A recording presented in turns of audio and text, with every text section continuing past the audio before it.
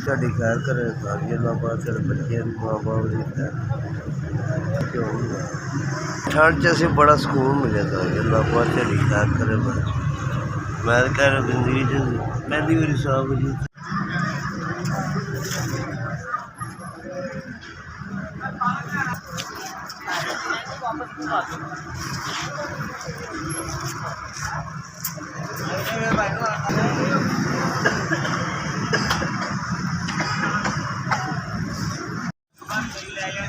चलो लेट दो।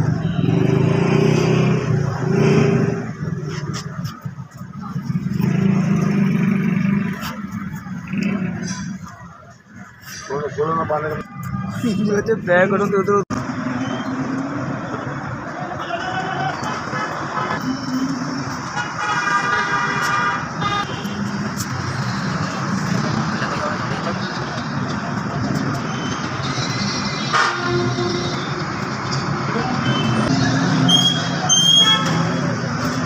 अल्लाह थोड़ा बड़ा